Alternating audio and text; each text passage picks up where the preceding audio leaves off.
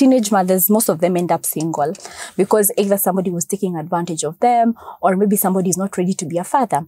But that's why we're bringing them on board and asking them. So as we tell girls to abstain, how about the boys? And kids today are not the 90s, 80s generation that they are told tabia mbaya, that they are told boys are bad.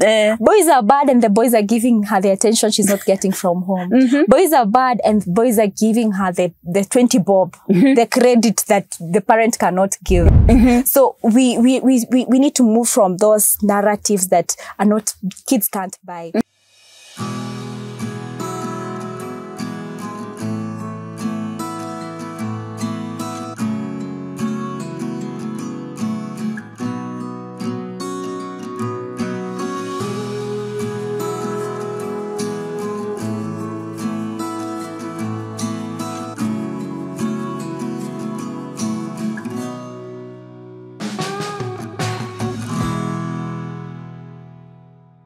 When we hear about teen mothers, a child having a child, what comes into our minds? Who do we blame? What are some of the factors that lead to have young mothers or teens becoming mothers? What does the community say about them? All these are so many questions, but they're leading us to somewhere. The other question is, what can be done so that these mothers can live a better life? Or we can stop this issue of teen mothers. Because some of them lose opportunities. They may not go on with their studies. They may not be able to do the work at that particular moment when they are nursing the babies. Our topic today is looking at all these questions that I've asked. And we're going to look at them with my guest today. She is someone who is also a mother, not necessarily a teenage or a teenager, but she is working so closely with teen mothers. She's going to share with us. She's going to introduce herself first and then share with us her work, her experience, and what she's doing in the community to ensure that these mothers are better in terms of ideas, in terms of insights, in terms of even financial support. And without further ado, I'm going to introduce my guest today, Susan Mukuhi. She's going to introduce herself further, and then we are going to move on from there. Karibuni sana, my viewers. Hi viewers, thank you for having me today. Thank you, Councillor Jane, for having me. My name is Susan Mukuhi. I am also known as Suje Blessed on all social media platforms. I am a YouTuber. I am on Facebook, Instagram, and everywhere else as Suje Blessed. I am delighted to be here today as we talk about a subject that is very close to my heart. We're going to be talking about teenage mothers. I may not have been a teenage mom, but I relate with them in many depths as we're going to share. And I'm here to have a conversation with you as we engage you in analyzing this topic that is becoming a problem in the society. And as much as we are advancing with technology and everything else, we need to deal with the roots. And the root, one of the main problem that we're facing today is teenage motherhood. Together with HIV prevention and sexual gender-based violence. Those are the three triple threats that are affecting the youth. I am a HIV prevention ambassador, mental and emotional wellness advocate, and we're here to have this conversation. Asante sana. Wow, a mouthful, Susan. And karibu sana. Asante. I'm so delighted to have you today, that you take us through this very important topic, and especially among our young people. Because sometimes our young people are misunderstood and we blame them. And for our session today, we are not going to condemn them. We are not going to condone what they're doing, but we are going to be in the middle and see how well can we be able to support them. How well can we be able to show them the way in a different way, in an easier way, in a way that they can understand. Because sometimes they blame us, especially the older generation, that we blame them, we put a lot of pressure on them. That's why I'm very excited to host you. And you really have quite a lot that you're going to share with us. And I would just tell my viewer, sit back, relax as we take off. Thank you. So, welcome, Susan. Thank you. Now, I think where we can start this conversation is what are some of the factors that lead to teenagers becoming mothers? And when we are talking about teenagers, definitely are those mostly below 20 years. So what are some of the factors that in your work, in your experience with them, you know? I've been working for an organization that deals with girls. It's called Dreams. We deal with girls between the ages of 10 to 24. And basically those are teenagers. Yes.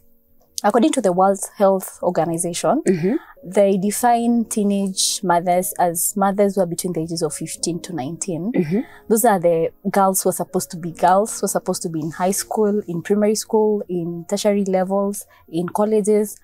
But statistics show that 18% of those mothers between the ages, teenagers between the ages of 15 to 19 are already mothers. That means 1 in every 5 teenager is a mother, probably with their first child. And working with girls at Dreams was an eye-opener on what the effect of teenage motherhood and what are the implications of teenage motherhood. The biggest factor being motherhood is not easy. It's not. It robs these teenagers of their childhood. It also robs them of their dreams. And I have listened to stories of girls who have had kids, and once you have the first child, once you have the first child, you are likely to get a second child, because we need to address issues that have not been addressed before in the society. I have also been working for, I run an organization called Vijana African Voices alongside a group of other youths. And we talk about gender equality for positive masculinity. And one of them... You can say that again.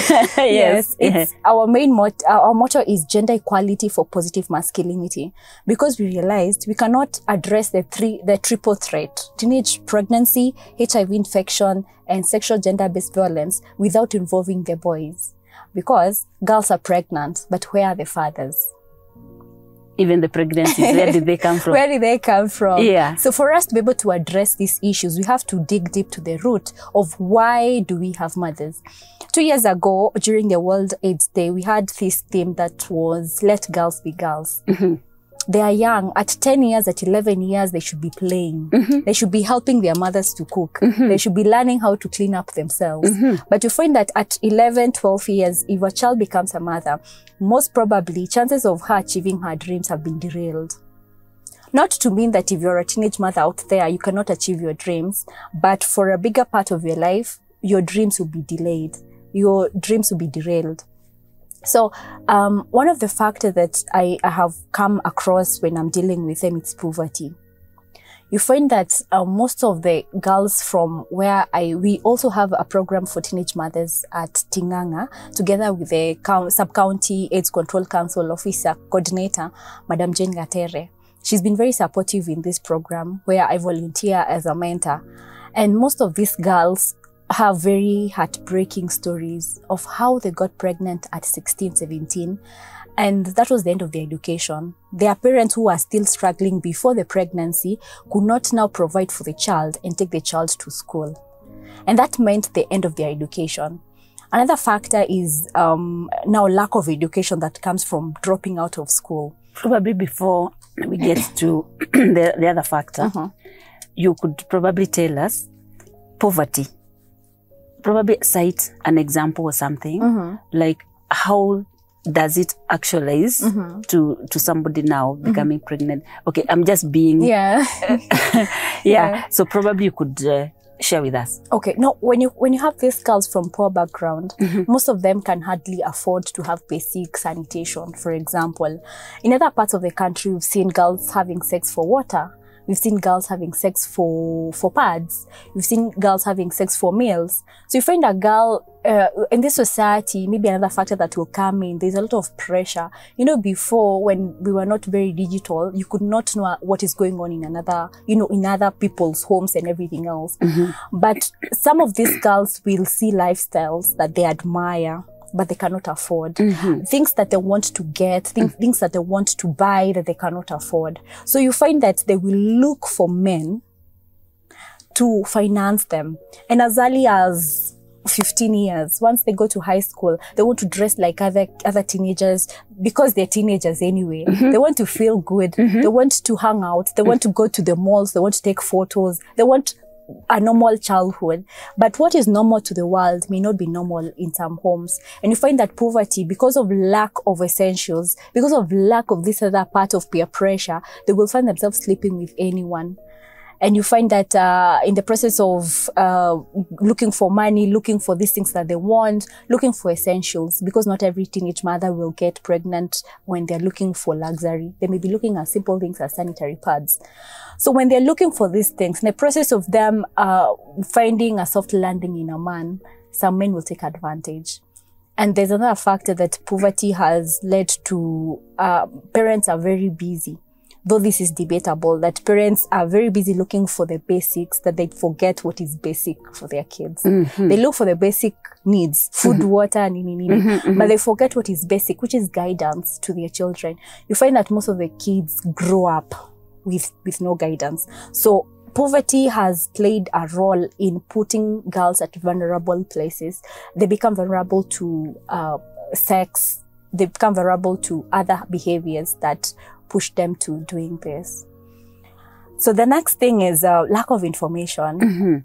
We have come to a place where there's a lot of information, but what is information really? We know everything, but we don't know anything. You find that a girl will know at the age of 10, will know so much, but they will not, the information is not applicable to them. They will know there is HIV, but they really don't care. Because what is the message out there? It is cool to feel that you fit in groups, peer pressure again. So you find that lack of information, that if I am engaging myself in sex, I might become a mother. So one thing I've been asking my girls, so you want to have sex, yes, but are you ready to be a mother? And also lack of this information, even with the parents. You find that there's a conflict between the generation that was and the generation that is. So you find there's that conflict of what information to give to our children. You find that if a parent is a Christian, respect to all faiths. A parent is a Christian who does not want to hear taboo topics being discussed about sex. They want to tell them you must abstain till marriage, which is actually the right thing. But how applicable? How do you know when you're winning a child, you give them things they can digest. So you don't tell a teenager who is hanging out with people who are having sex that you abstain till marriage, because they will abstain as long as you don't see them having sex. They'll abstain until they will come home on time, and you'll not have a problem with that. But they'll be having sex behind your back. So what we need to do is have a proper parent-child communication. It does not start from teenager. It does not start from teenagehood. I have a daughter who's turning 8, and you will be shocked by the questions she asks. First of all, you need to start being close to them for them to feel warm enough to ask questions. They will ask you about things. Because of the nature of the work I do, I will sometimes have condoms, and if she sees them, she will want to ask, what are these? So if I told her they are sweets, she would want to open them and eat. So you really need to be careful on what information I'm giving her. And she knows some things, I may not understand, I may not tell her condoms what they are used for, but I will be able to tell her now the much information that will suit her age. So at Vijana Africa, age-appropriate information. Yes. At Vijana Africa and Voices, at Dreams, we've been trying to give age-appropriate information to these kids. So lack of information, peer pressure, and also lack of parent-child communication. So I think we got too busy looking for food, looking for the basics, until we forgot the basics to parenthood, communication, have a relationship with your child. You'll be able to notice a difference. You'll be able to be there. If a child comes from home hungry for love, anything and anyone will love them. If a child comes from a home that the parents are too busy to give them attention, they'll be looking for attention elsewhere. If a child comes from a home that is violent, a child will be looking for peace anywhere. And most of the time, the men, the boys, because even the boy child is at risk nowadays, you find them finding solace in people who will take advantage of them. So these factors... Unknowingly. Yeah. There's also this other influence of social media. We have had songs, we have had movies that are promoting pornography and sexual content. And nowadays, because kids are there's also a thin line between now empowering the babies, our children, and also disciplining them, or rather guiding them. Because these kids have phones that they can watch anything, and so they will listen to this music. They are teenagers. Their hormones are also getting excited. Their bodies are changing. They're trying to identify who they are. A lot of changes are going on, so they can easily fall for anything. So social media has really contributed to normalizing sex. Yes, I have very many teenage friends that I mentor, and you look at their status and you don't want to see them again because I think during our time we would be very careful on what we put out there, but they have normalized, sex content. So I think it's normal until they're not afraid of the consequences.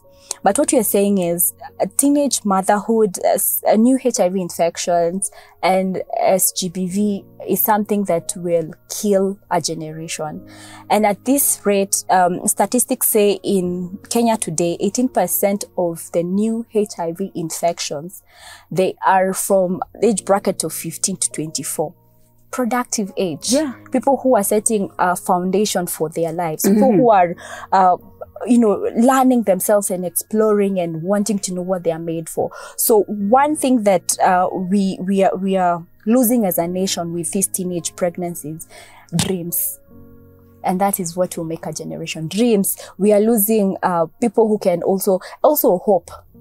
And something else that is also transferring from a generation to the other, they are the traumas. I am very vocal. I'm very passionate about emotional and mental wellness.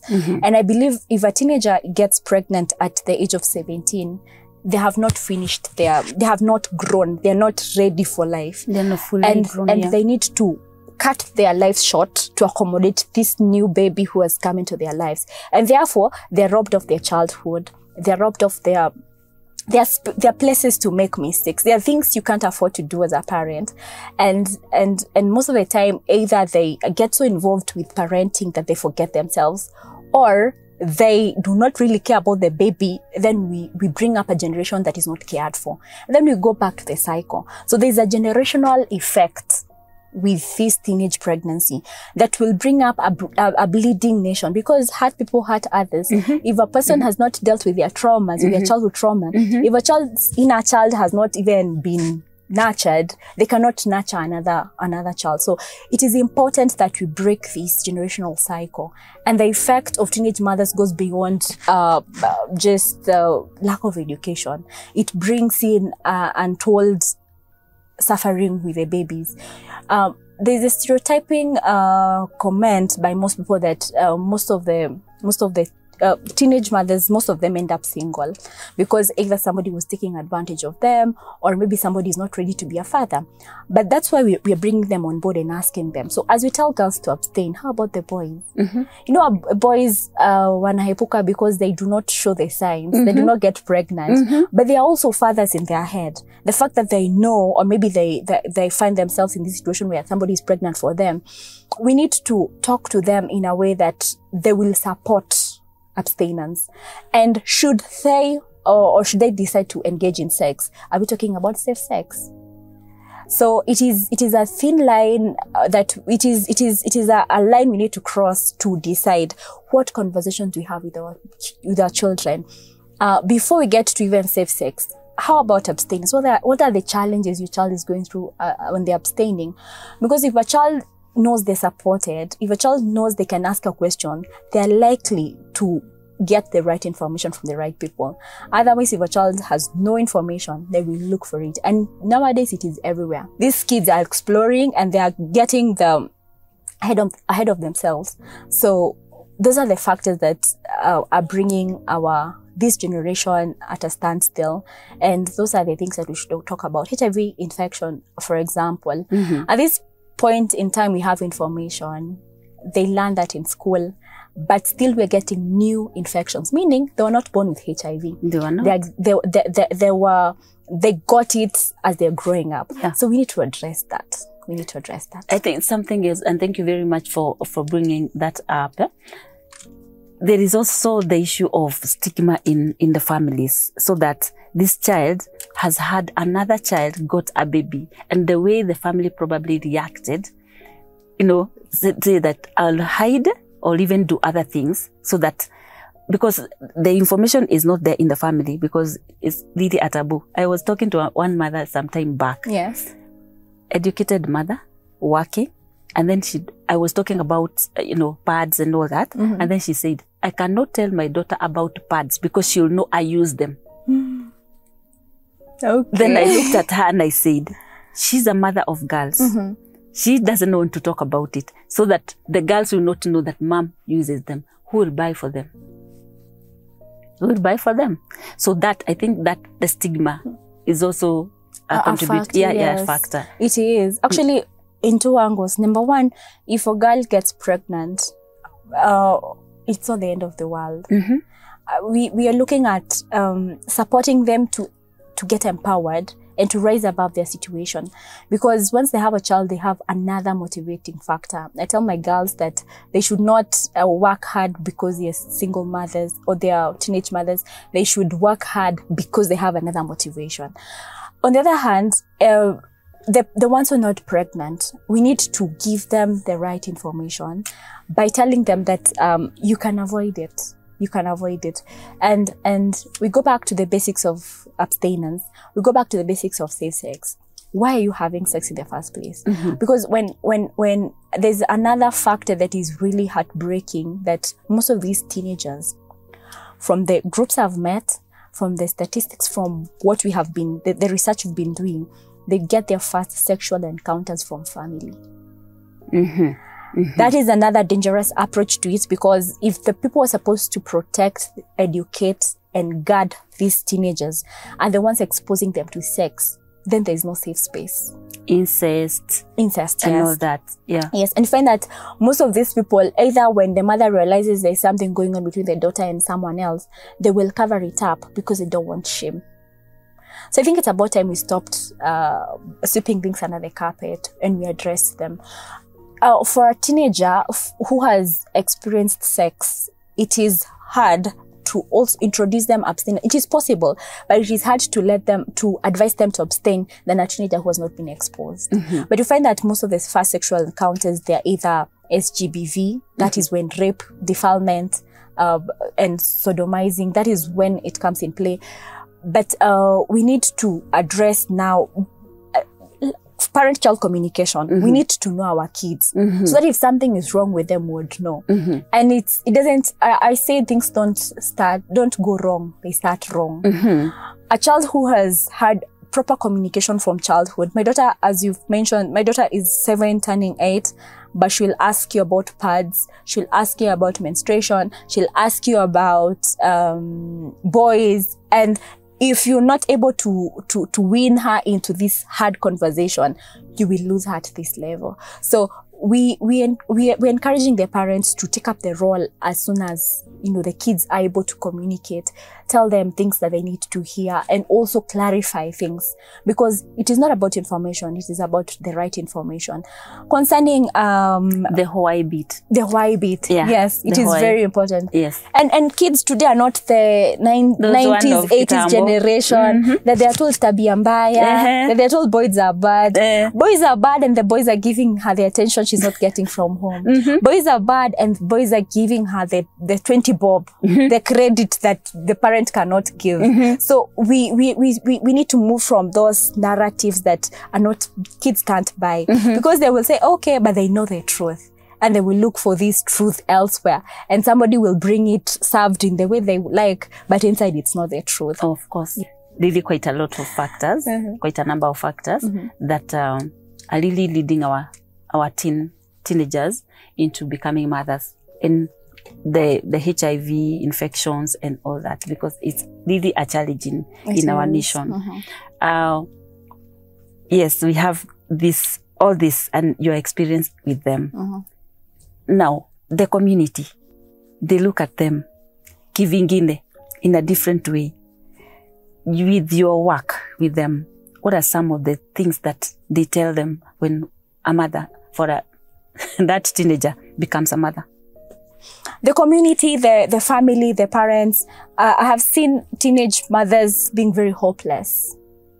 They lose hope because once you're pregnant, you are the talk of the town and you're condemned. And I think the gender balance is where the man in the picture is nowhere to be seen and goes free, unlike the teenager who carries the belly. So we need to balance all that. And I found in the group that now we mentor, most of the girls, we have a few girls who are already a mother of 2. Why? Still teenagers. Yes. At teenage. Yes. Yeah. Because they got a child at 17 and everybody left them. The parents lost hope with them. So there is no continuation of school. There is no any training. They don't even have a source of income. So the next man who comes in the picture, as they look for food or something to feed this child, they get another child. And most of them end up being single. That's the sad reality, that most of the teenage mothers bring up the children alone. And we go back to the generational cycle of lack of education, lack of resources, lack of information, lack of parental responsibility, lack of communication. We transfer that to another generation and we continue doing that. And that's why maybe they say single mothers will breed single kids because they end up being single. And it's nothing complicated. It simply means you cannot give what you don't have. So if a mother has not dealt with her issues, they're likely to transfer the issues to their child. If a mother has not had proper nurturing, they will not nurture their kids. And so somebody out there will come and try to nurture them. And the cycle continues. So the society has a lot to play, a lot of roles. And one of the role is to embrace the ones who are already mothers and show them that it's not the end. And I've seen great people, name them, people who have had their kids when they're very young. The celebrity I saw the other day saying now the teenage daughter is a pilot and she flies everywhere she wants. And those are the kind of things that we need to see, not to encourage the ones who are not teenage mothers. I usually tell them, you see mother-daughter goals, but there's a lot of work that goes into that. Motherhood is not easy. So we need to encourage them. We need also to create an avenue of conversations where we are talking to the boys as well as the girls, because it takes a boy and a girl to make a pregnancy. Yes. So we need to talk with the both gender on board to be able to have a senses, an understanding of you having sex today. These are the consequences of sex. You're having sex today. You may get pregnant. You may get HIV. You're having sex. We break the silence when it comes to SGBV. Yes. If a girl has been defiled, if a girl has been raped, what are the avenues? You know, you go to a place, there's somebody who was going to report a rape case and the officer was asking her, you enjoyed, so why are you reporting now? So those are the things that will make this victim remain at that and maybe lose their self-worth, maybe lose their value as, as girls. So we need to embrace the communication bit, and also we need to support them. Long gone are the days where even our parents, when they were hanging out, Nowadays, the teenagers are in their rooms with their phones, but they're having conversations. They're having the wrong conversations. So you may not see your child going out with a gang of boys and girls. They'll be in their rooms, but they'll be communicating. And that is even worse than you knowing their friends. Let's get close to our kids. Let's know who they are. Let's know what is troubling them. Let's be there for them. Because there are, as I said, there are people out there who are malicious. Also, teenage fathers who are experimenting. Maybe they're just doing it because they have seen it on their phones, or they're doing it because they have heard, out of curiosity and experimenting. But the long run effects are still the same: pregnancy, HIV infections, and SGBV. Wow. Susan, your kazi yako, it seems is really deep, and you're passionate about it. It is. Yeah, you talked about dreams. Probably, is it an acronym? Is it an organization called that? Probably you could share with us. And then the other one is the one that you're talking about, the boys. Yes. Where the boys are supported. Probably that you can also enlighten our viewers so that they can also know how they can also be able to access or contact so that they can get support. Because I believe what we are sharing here, there may be somebody seated somewhere and watching us and they're saying, I would like to be helped.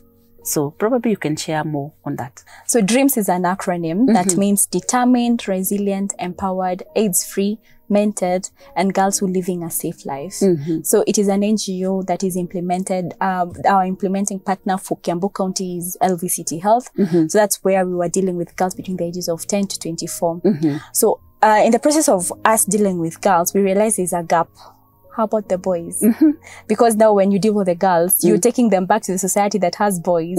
So we started the Vijana African Voices Initiative, acronym is VAVI, Vijana African Voices Initiative, that deals with gender equality for positive masculinity. We just bring boys and girls on board through mentorship, through community forums, through skills empowerment, to bring them together for empowerment. Because we realize that if you empower a girl, it's not enough. We need to empower both girls and boys. And that's what we've been trying to do.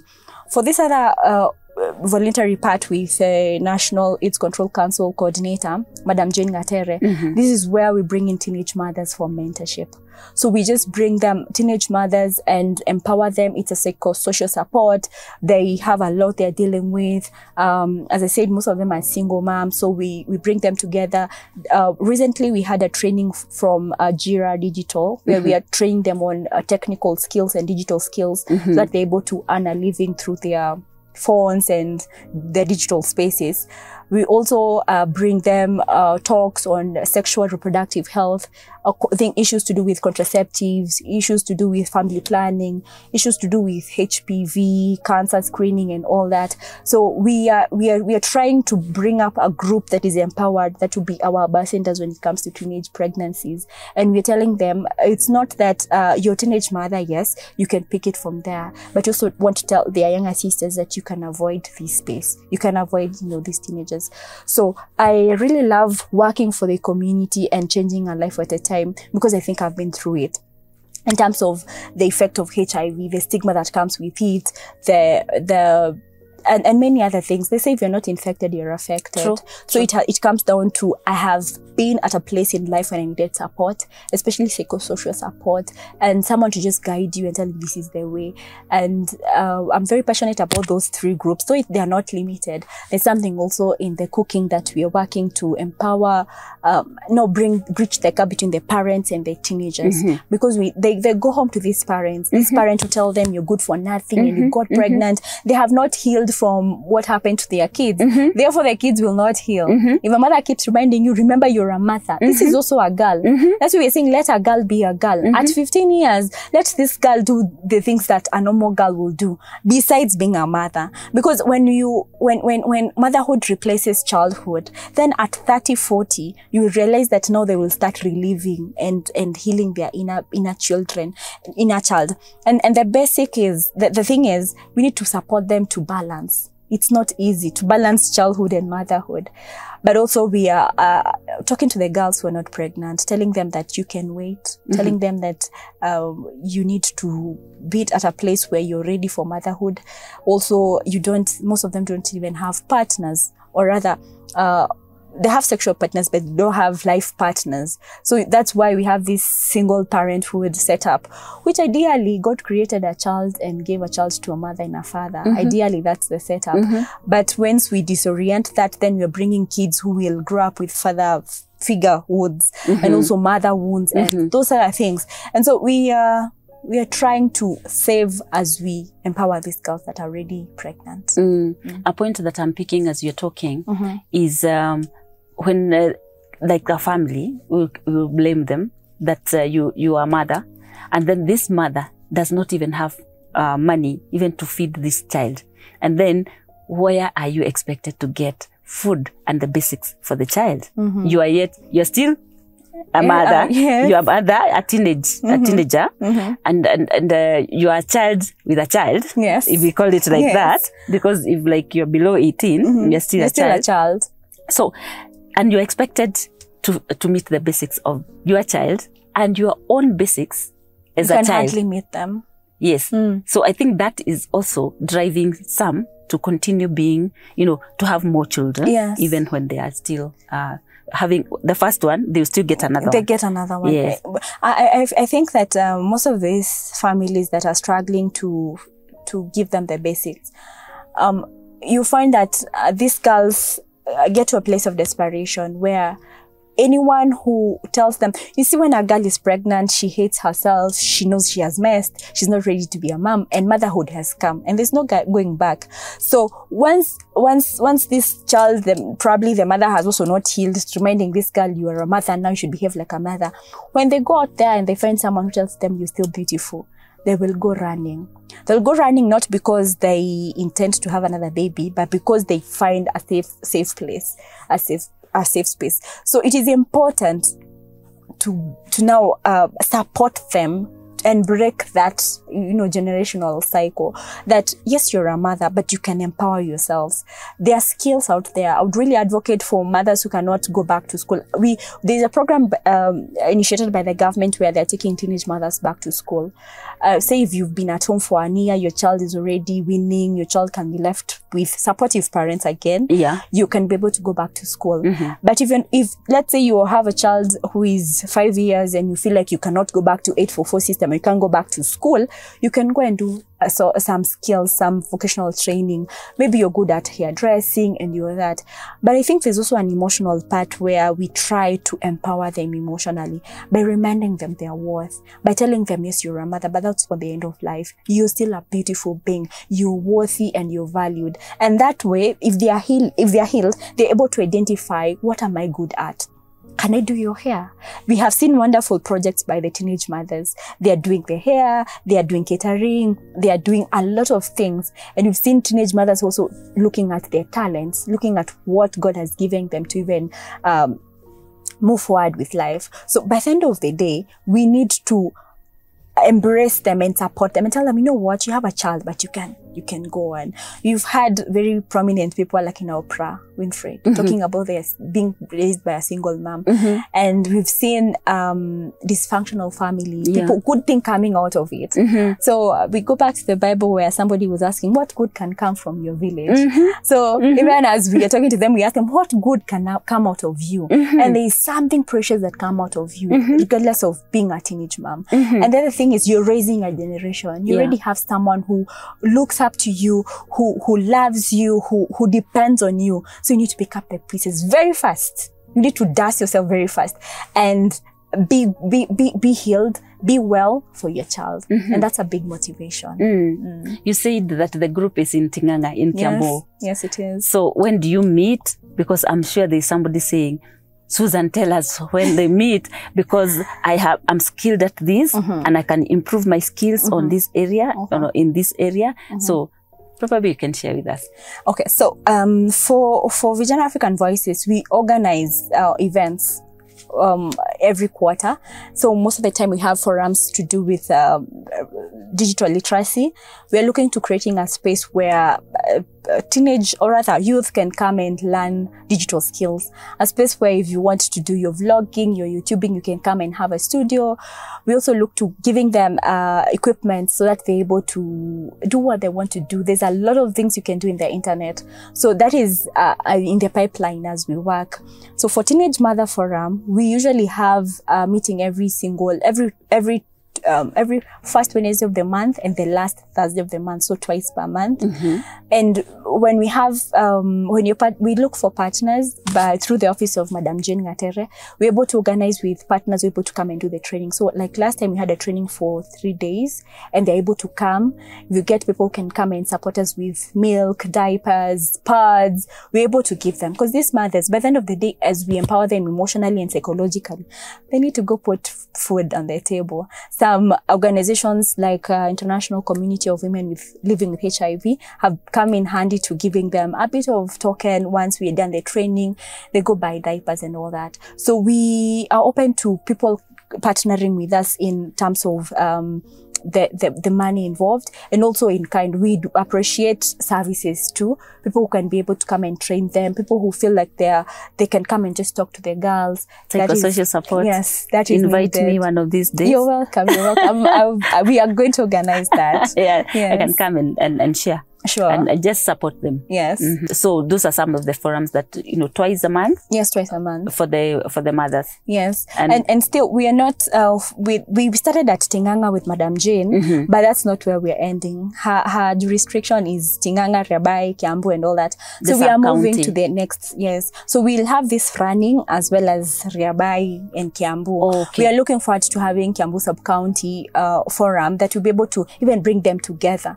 We bring the group from Rabai to learn from Tinganga, the ones from Tinganga, from Dumbiri and all that. So it's in the pipeline, and we are hoping that we'll be able to reach as many as possible, even as we incorporate those who just teenagers, to let them know you can avoid the triple threat.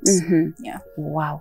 Yeah, you're really doing a lot. You're really doing Thank a you, lot. thank You're really, you. and By with the God's support grace. of Madam Gatere. Yes, she's she's also been a friend very- of mine. All She's also a right. friend of mine. So, and I know her work. Yes, And she's very passionate. and Working with somebody like instrumental. you, I just envy her. we really make a good team. Yeah, you Yes. must. You must be making a very good team. Yes. And that is really very helpful, because some of these teenagers, I imagine, they hate themselves. They do. Their self-esteem is on the ground. So they're like, I messed up. I have nobody to love me. Yes. So as we come to the close of this session, probably there are things that you feel they are so, pertinent. They are so critical. They're so salient. We need to get them out there. I will allow you to look into that camera and just bring them out so that these people can see what you're seeing and can be able to now appreciate their lives. And whatever you tell us, we will take it, and I believe All right. somebody somewhere will be helped. My message to one, family. Family is a very important aspect in these teenagers' lives. And it is important for mothers and fathers to be present in their kids' lives. Talk to your children. Do not assume that they know. Do not assume that they should not know. It is important for you to have a close relationship with your children. It starts from the small issues of them asking for clarification. It starts from the girls learning how to clean their panties, to menstruation, to boyfriends, to all that. Let us not be ashamed of addressing these issues. Let us not be ashamed of talking about sex and many other aspects that have been hidden under the carpet because of fear of talking about taboo topics. Let us talk to them, because if you're not talking to your kids, someone is talking to them via voice note, via message, via letter, via any other social media platform, and people are giving information that may not be appropriate for your children. So as a parent, take control of your life and just talk to your kids. We are busy looking for money, looking for other things, but let's not lose a generation as we look for livelihood. To the church and community in general, let us support teenage mothers. If they are mothers, there's nothing we can do about it. We can only support them. But for those who are not mothers, let us have candid conversation about them. Let us talk about their sexual reproductive health. Let us make those services available for them. Let us have these conversations of what is going through their lives and all that. And the last bit is to every teenage mother. You're valuable. You're important. Your future is bright. We go back to the Bible where God knows a child even before conception and gave you a child. It is not obvious that you will conceive, but it is a gift that God gives you of conception. And so even if you're 10 years old, 12, 15, it is not the end of life. You can pick up the pieces, love your child, give this child what you did not get. If it is attention you did not get, heal yourself through the child. Give this child what you did not get, and embrace them and make sure that they grow nurtured as you would have wished to be nurtured. May they not make mistakes that you did. May they be better versions that you were. And to everyone out there supporting us, thank you for your support. We are open to partnership from every corner. Everyone who we want to maybe mentor the girls, support them with essentials, give them opportunities, job opportunities, because another empowerment, financial empowerment, is very important to a mother, especially that young. They need diapers, they need food for their kids, they need clothes and all that.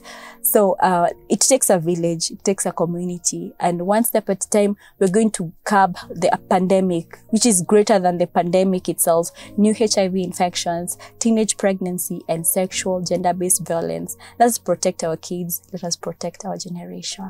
Thank you. It can't be put better than that. It can't be put better than that. Susan, I think I don't have words to say because I'm just excited. Thank you. Excited because of this information and sharing this information. The passion that you have can be seen through and through as you talk. And I think it's because you care. You care about them, and you want their lives to be better. You want to change them. You want an environment where, like you are saying, you started in one area, one location. You want to go to the others and the others. And then what I've liked most, your exchange program. Yes. Come, share with us. Then the other day, this other group, because again, some environmental differences may also, play a part. Yes. And but when this one hears how I'm managing this, how I'm doing, the way I'm working, through this situation, somebody else will be encouraged. Sure. And then the mentors that you're having, the people that care, yes, the people that, and I believe that those girls out there, those mothers out there, as you've put it, they are valuable. They are. Your self-esteem. Look into the mirror and tell yourself, you're beautiful. The way the Bible says, I'm fearfully and wonderfully made. That boy, I am handsome. I am who I am. I can become who I want to become. Absolutely. Because the fact that I'm a father to a teenager, I'm also a teenager, doesn't change what God has planned for you. Oh, yes. You can become who you want to become. Just a focus. This is what I want to do in my life. And I believe that. And with supportive people like you and Madam Jane, I'm sure that you'll definitely get there. And I wish you all the best. Thank you. And the teenage mothers who are there. Thank you. I've said it again. You're valuable. Take yourself. That time that you messed up, it may be said in different words, some very hurting, but know that you can be different. Prove them wrong by doing differently. Prove them wrong by doing it differently and working your way to becoming what you want to become. Do you want to become a doctor? Do you want to become a psychologist like me? Do you want to become a teacher? Do you want to become a nurse? Do you want to become any other profession that is there? You can become. That very one thing and that one time that you did what you did and it happened that you became a mother does not define you. Let it not define you. Let it not define your life, and you'll become who you want to become.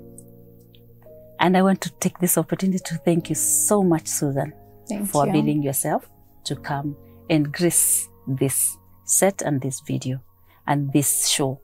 We love this kind of information because we say in this show, Health Now Show is your health friend. looking at your life and your health, both mentally and physically. And I'm so happy to have a young person.